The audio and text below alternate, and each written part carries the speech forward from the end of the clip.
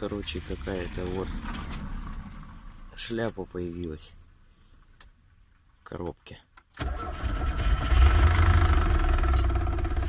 Сцепление выжимают, пропадает. Это слышно, прям как будто что-то начинает вращаться и стучать.